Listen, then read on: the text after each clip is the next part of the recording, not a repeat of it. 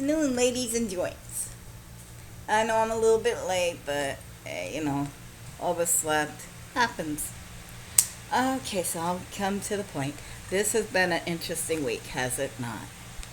I'm going to keep this very, very focused because so many things been going on in so many directions, and I already said to you a couple of months ago that there's going to be a lot of noise, and we need to filter out the noise and really focus on what's going on. I'm going to try my best to do that. I do want to start off by saying read everything. You can never read too many different articles. Make sure they are from credible publishers, and compare to what you're reading, because there's your truth, there's their truth, and in the middle there's the truth. So with that being said, I don't know if you remember, but in my days when we want to look up a meaning of a word, we had this little book called Merriam-Webster Dictionary. Some of us will remember it. Some of us were like, huh? I'm about to bring everyone together. Merriam-Webster's Dictionary is the oldest book since 1828. They've been collecting a collection of words, meanings, terms. They add new words every year because our lexicon keeps growing, especially in the digital age. So, a word's been popping up all week this week, about Wednesday, and it's really got my gut wrenching. So, I'm going to go ahead and read this meaning to you, and we're going to go over it together. A place where a large number of people, such as prisoner of war, political prisoners, refugees, or the members of an ethnic or religious minority, are detained or confined under armed guard. Used especially in reference to camps created by the Nazis in World War II for the internment and prosecution of Jews and or other prisoners.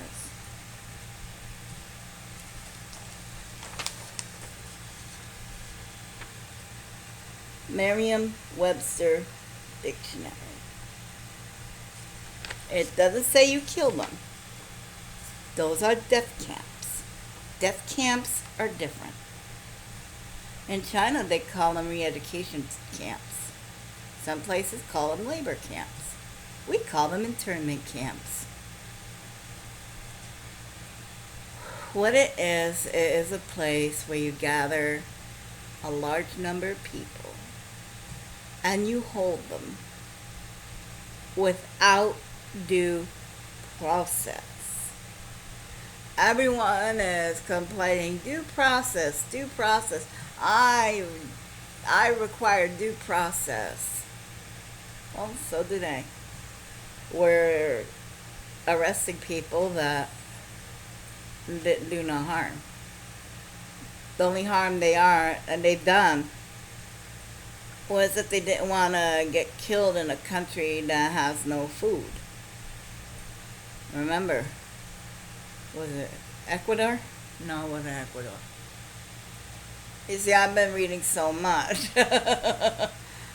Last week's research was last week's research, and the country, I'm pretty sure, or is it Guatemala, that they're going through a drought. I think it's Guatemala.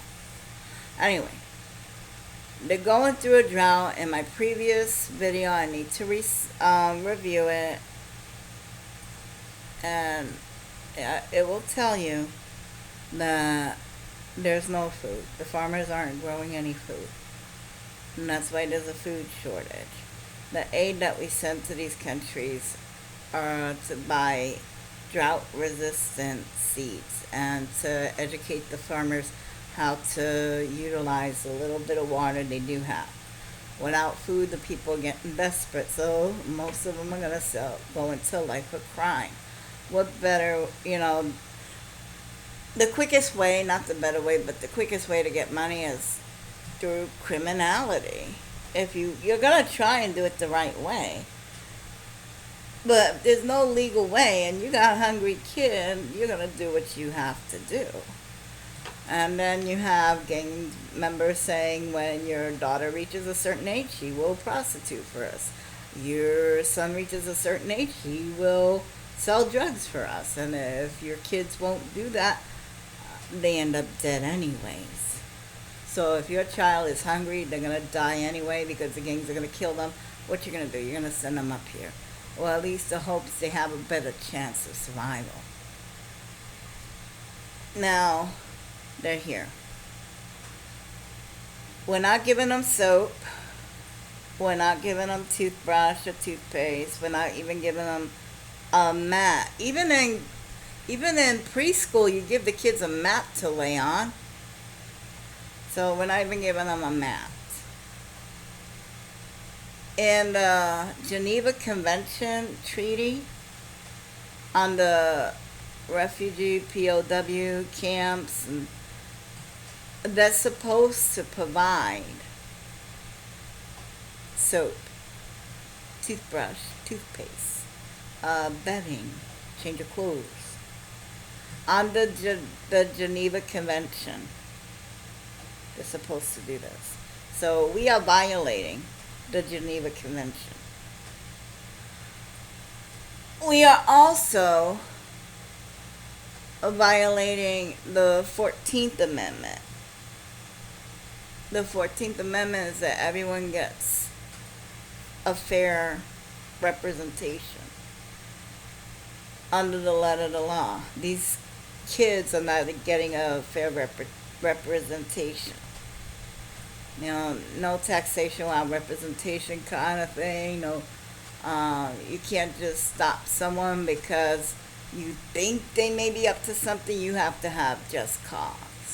So we're violating the 14th Amendment, our own laws. And out of the kindness of Pumpkinhead's heart, he's going to stop the raid of ICE. Let's think about this, ladies and germs. The people that are cheering this on, break into the homes, tear those people out of here, take them home kicking and screaming, are the same people that are telling the government, keep your nose out of my business. I want as many guns as I want, and I'll live my life how I want, and you don't interfere with me. But yet they want the government to interfere with the lives of other people. You see how asinine this is. It's like, no. And also it brings me to a point where I live at.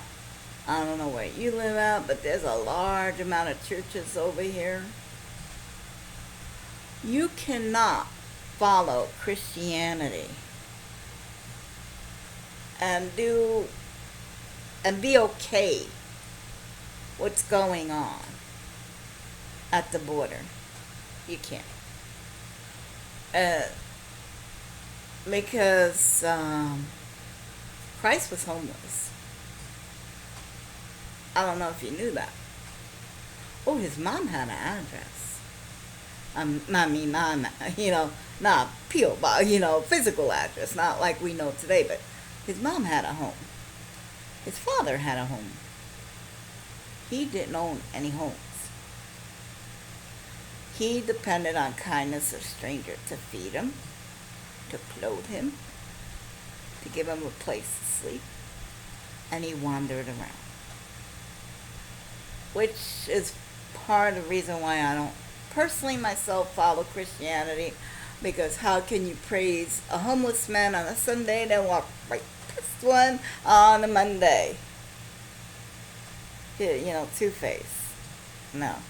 Practice what you preach. If you're going to say you need to take care of the people that can't take care of themselves. Who can't take care of themselves more than a bunch of little kids? And they're getting sick down there. That's part of the sign that you have a concentration camp. And we all know that little kids are virtual petri dishes. One gets sick, the whole lot gets sick.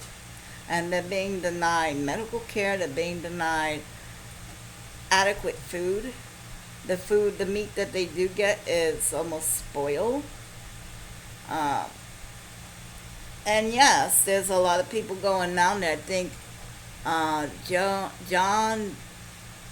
Johnson, one of Obama's former DHS person, went down there, and this photo was sent to me on my Twitter of, well, how could it be Trump's fault? Look, Obama's person, DHS is walking the camps. Well, late breaking news, Obama hasn't been president for over 2.5 years. All of Obama's staff left the White House on January 20th, 2018.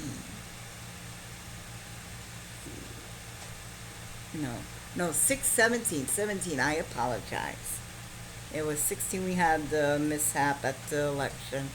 I was 17 when he confiscated the White House. So, yeah. All of Obama's staff left on January 20th, 2017. So that means that the person that was walking in that camp is not responsible, and Obama's not responsible because Pumpkinhead's been in charge all this time. So thank you for that photo, but let me re-educate you. Anyway, so Obama has nothing to do with none of the concentration camps, and they want to utilize the ICE system to round up children, to break into people's homes. One. Do you know how many camera phones are going to be popping out? That's going to videotape it from down the block, around the corner, next building, next apartment, your neighbor, even the people that live there, now are legal there, because sometimes you're legal but your aunt isn't. You don't think everyone's going to be taking out their phones? You don't, even if you smash the phone, you could take it to the store and download the data. You don't think that's going to happen? You know what it's going to look like when all those video clips start hitting the internet, the social media? Look, ICE is now the new KGB. You want to know what that's going to look like? So, I could only imagine. So what I suggest, because everyone's so touchy about concentration camps, why don't we just call them Trump's camps? Ooh. You see, the orange-headed baboon wants a monument anyways. Oh, you can have this one. So, how about this? I am desperately trying to start a hashtag. Desperately. And I need your help.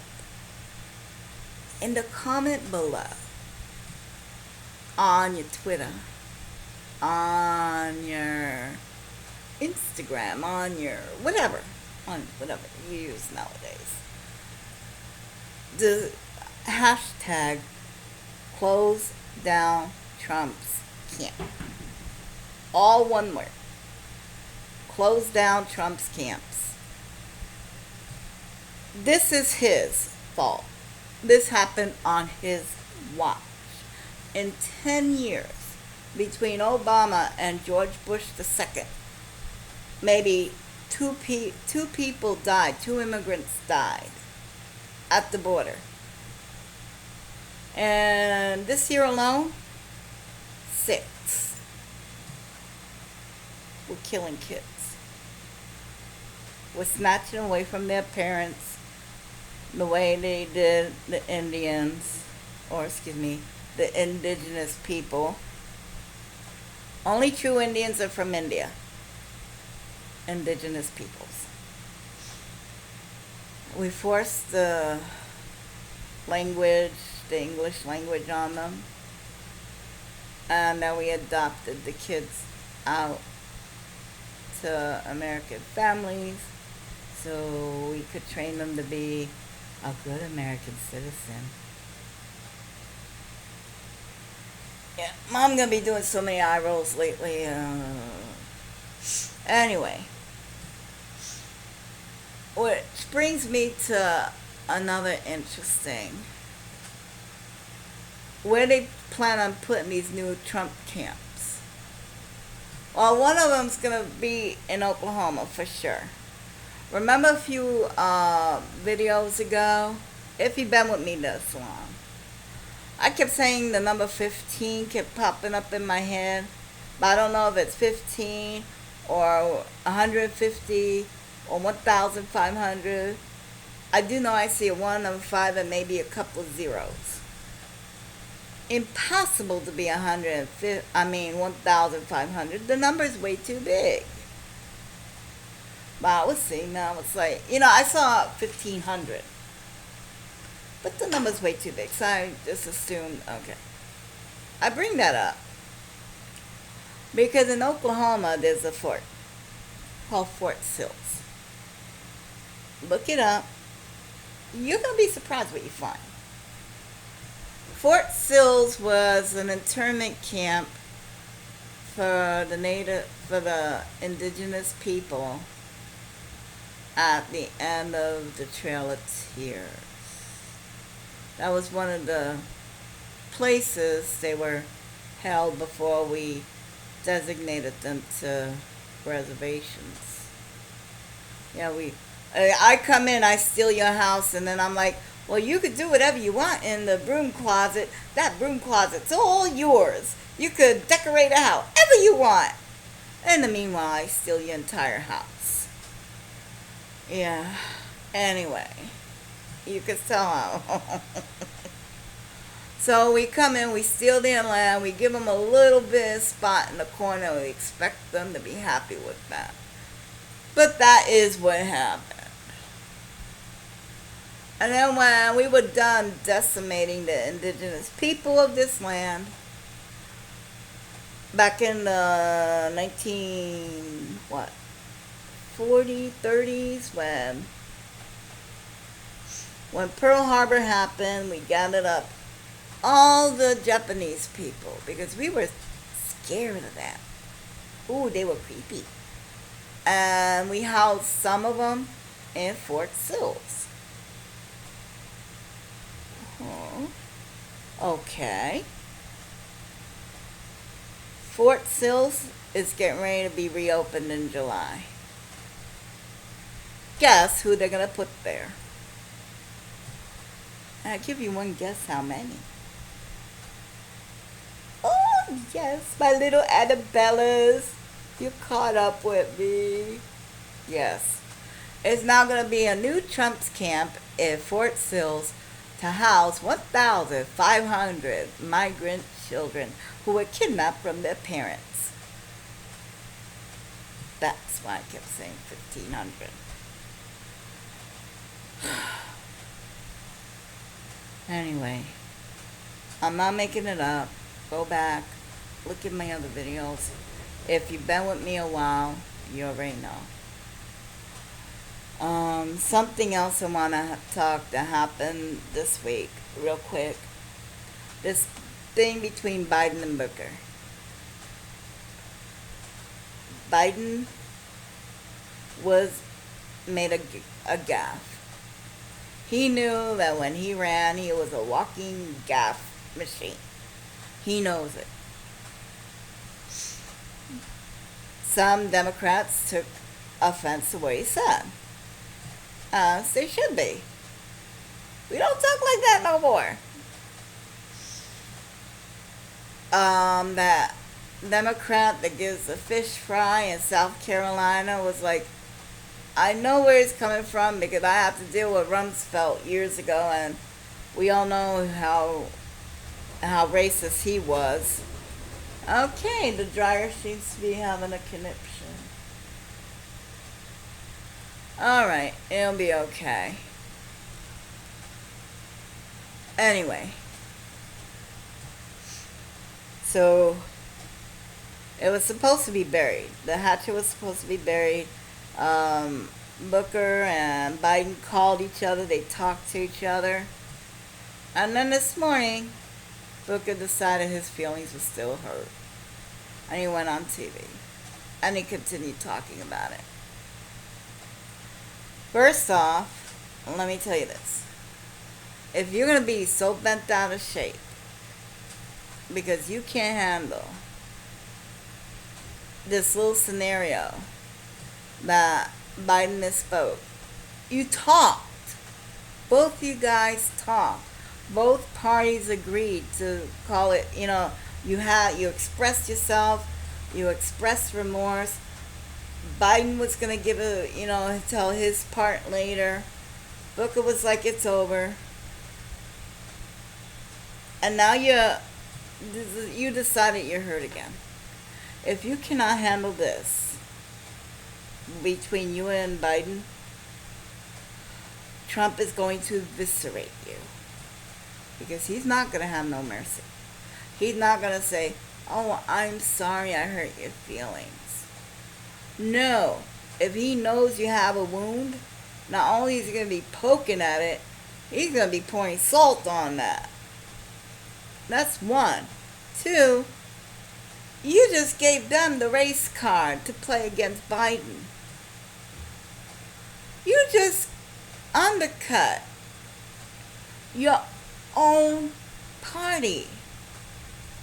Now, I know there's 24 people and, hey, there's going to only be one winner. But we can do this in a calm setting. We don't have to get nasty about it. Because if you get nasty about it to say, that person did this, and this, and you're mudslinging, and then at the end of the day, we're all going to hold hands and we're all going to agree now. Now, what you said before was just a lie to get votes. And now you're okay. This don't make sense. We're all these people going for the presidency. See, presidency, there's only one. We need to keep all our Senate seats, plus gain 6 more. That should be the job. Get those Senate seats. There's a lot more Senate seats than there are presidencies. I know. If Pumpkinhead could be president, I could be president too. I got news for you. The school janitor could be a better president than the Pumpkinhead we have in office now. Just because you can doesn't mean you should. I can drive a car with my feet. A good idea does not necessarily it make. So, if you cannot take this kind of intense discussion, debate, that's what it is. An old-fashioned debate. You present your part. I present my part. And somehow, we come together to move forward. This is the wings again on the eagle. If you have 2 left wings, you're going to run around in a circle. Or fly around in a circle. You need a left wing and a right wing to fly forward. Which means we got to learn to debate again, to prove our points again. No more of this, well, you do what I say, I'm taking my toys, I'm going home. Because that's where we're at. That's why Mitch McConnell won't do nothing. Because he's like, well, I don't get my way, I'm taking my toys, I'm going home. Fine. Then Kentucky, you need to vote him out. Because he don't know how to debate anymore. You know, Biden is willing to debate. Is he willing to compromise? No. Hold on, one moment. My leg is losing. Sometimes my right toe, my big toe on my right foot. Okay, things are coming back again. Okay, sometimes you just go numb down there, on your foot, and gotta move around. But anyway, that's what Biden's message is. We got to learn to debate again.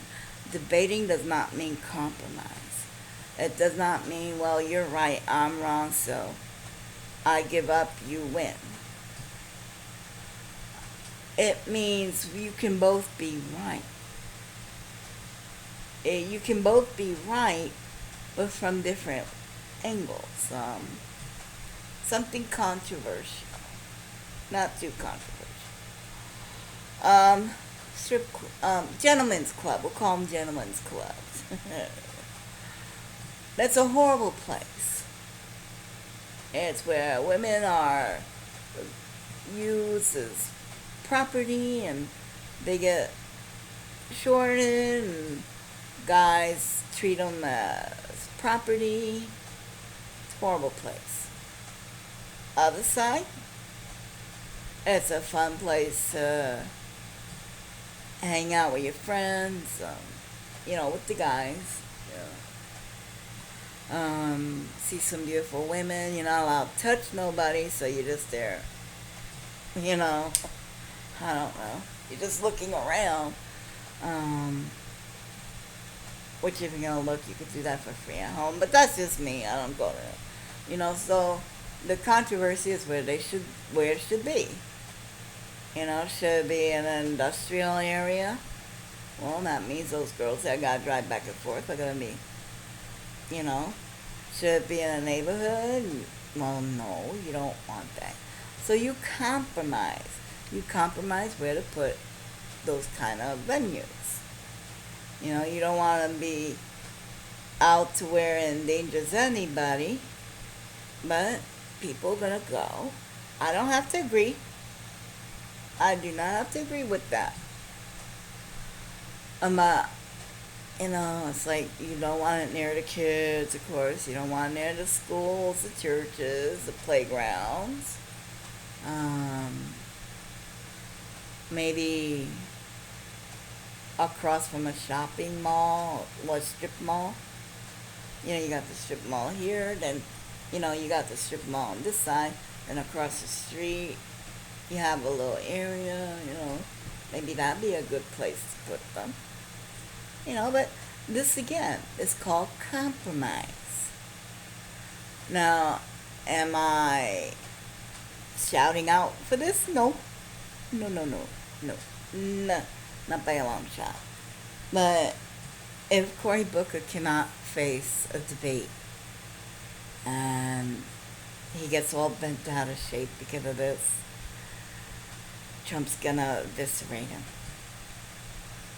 Yes. Now, Biden, seriously, you just had to stick your foot in it. You wrong too. But you know that. You apologize, and I hope it don't happen again. Sweetie, this is you. Don't screw it up. You are a walking gas machine, I know this. But there are some things you can't say. And those are that's one of them. It's a big one. Oh, wow. Anyway, I see this is a 30-minute video. This can be another long one, isn't it? Anyway, I change the subject. I have found a little itty bitty Asian market. And I found these little cracker thingies. It's supposed to be, I don't know what the, oh yeah, rice cracker coconut milk flavor. Most of them are broken, but they were so thin and they're quite fragile. We're gonna go ahead and give these a tasty taste. No, why not? And yes, I'm using scissors because, ooh, they look like little peanuts. That's cute. You know, I'm not saying what Biden said was acceptable. By a long shot, no. It was not acceptable. Ooh. Yeah, this is another thing I wanted to show you guys. It's from the Philippines. I never had these before. That's gonna be interesting. I like mangoes. Yeah. Now, is it like I'm siding with Biden and Corey's just being all out of shape? Nah. Nah. I think Corey, when he buried the hatchet, it should have stood bury. And I think Biden should have never said what he said to begin with. But that's just me. Mmm. Mmm. Mmm.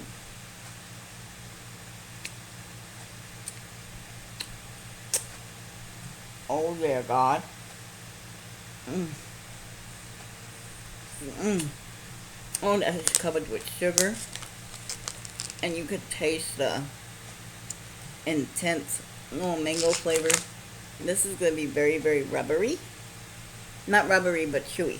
And that's what I meant. That's chewy. And I don't want to, like, be chomping on that trying to wrap up this video. Because we're already at the 30-minute mark.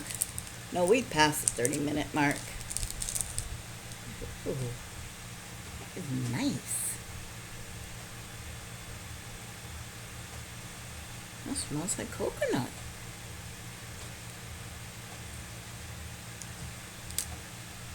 Oh dear God, that's good. Mmm. Oh, that's good. Oh yeah. You see that? Mm-hmm.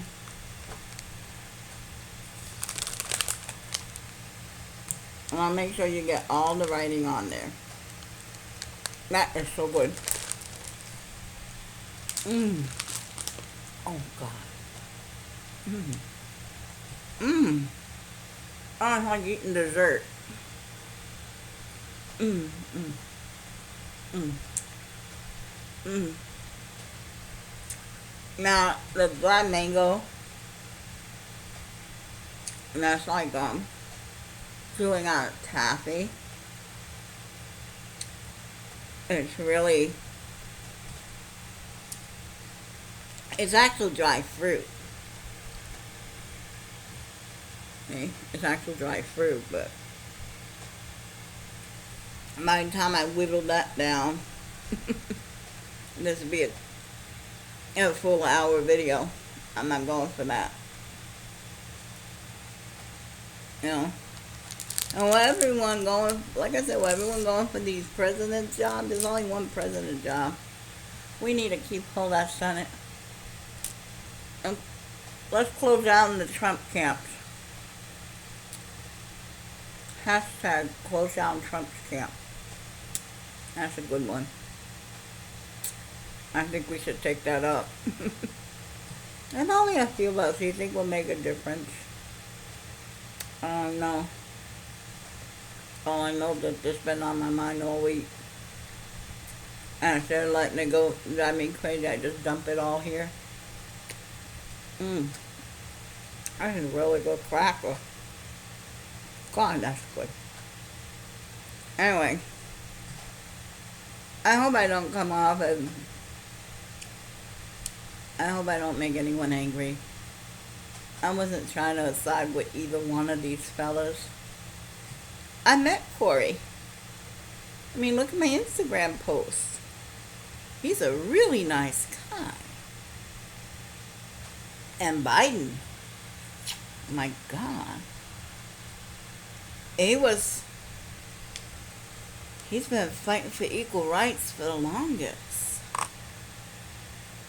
He was for equal rights before it became fashionable. And back into the 70s, early 80s. But I digressed. I hope they could come together. And I hope this did not give the Republicans any unnecessary ammunition.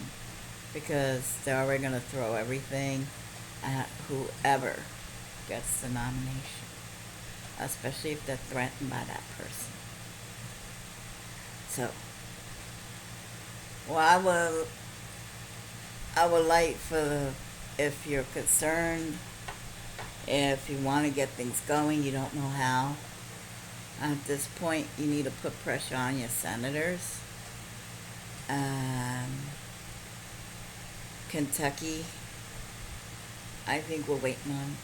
We're depending on you. Because McConnell's your senator. And he has the power whether anything goes on the floor for a vote.